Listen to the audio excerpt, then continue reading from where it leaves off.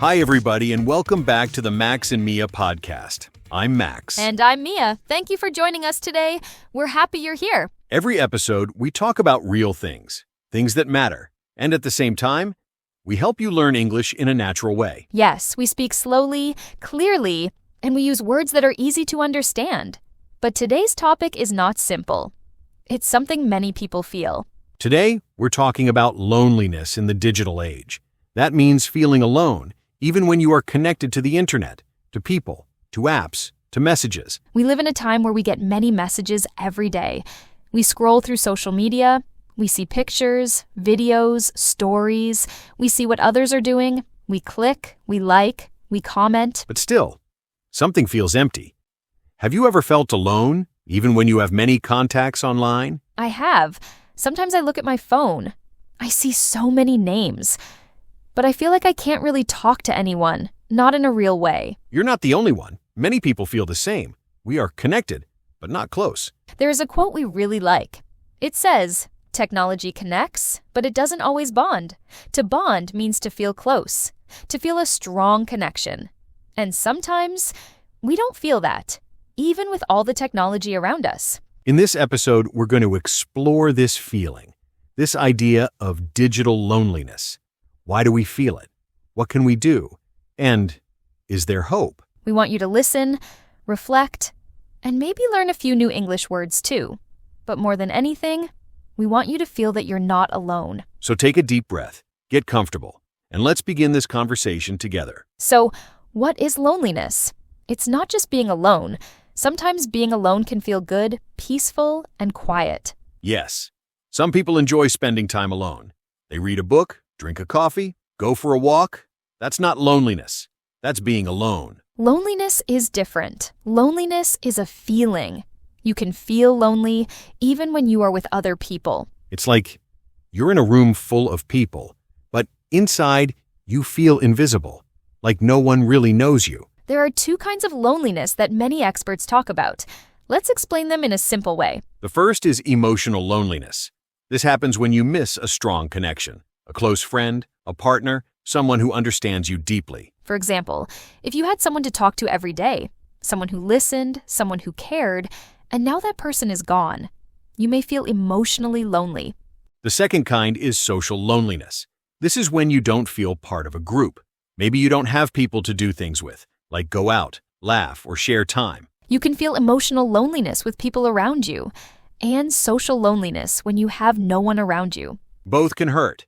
And studies show that loneliness is not just an emotional problem. It can also affect your body and your mind. Yes.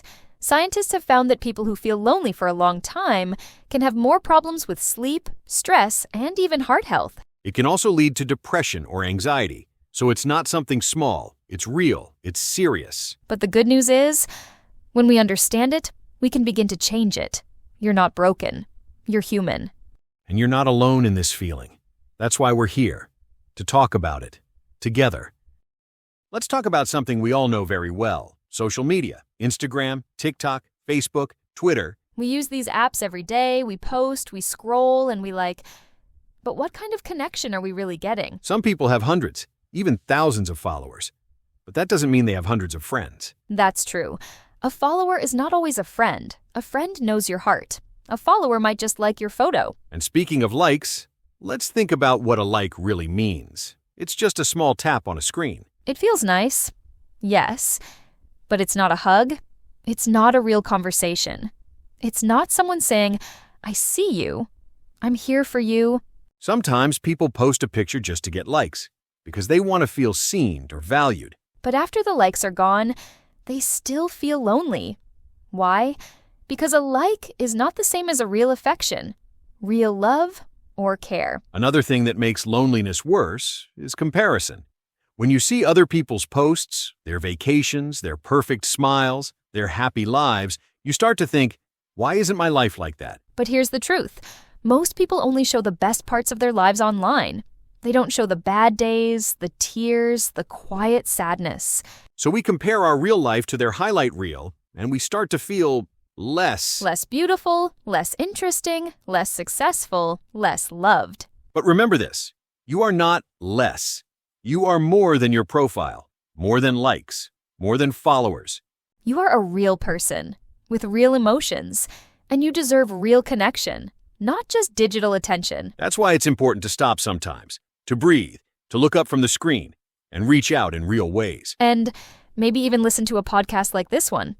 Because here, we're not just voices, we're two people speaking to you with heart. So, how can we feel connected again, not just online, but in real life? Good question.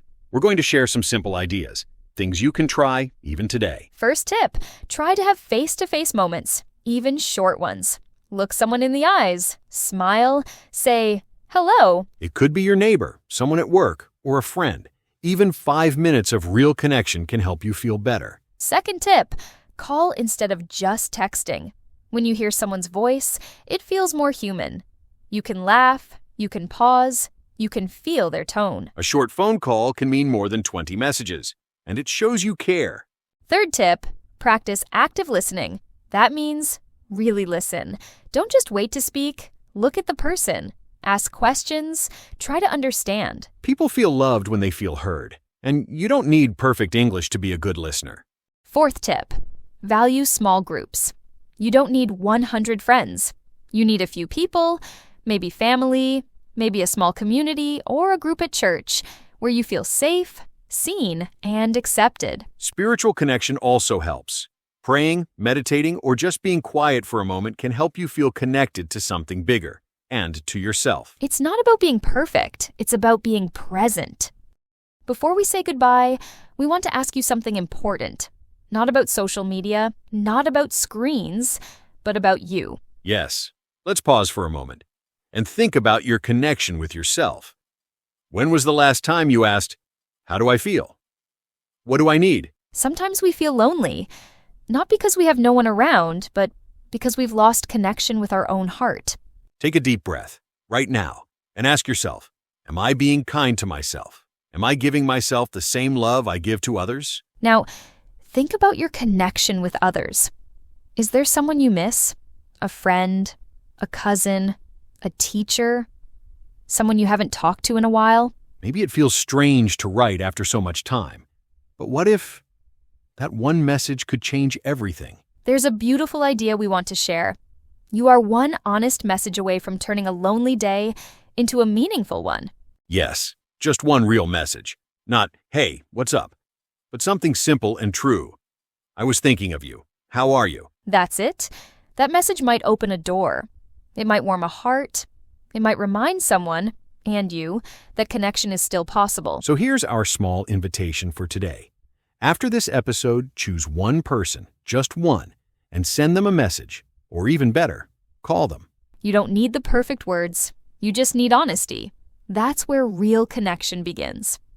And if you feel nervous, remember, many people are waiting for that same kind of message. They're just afraid to send it first.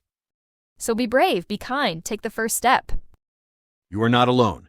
You are not forgotten. You matter.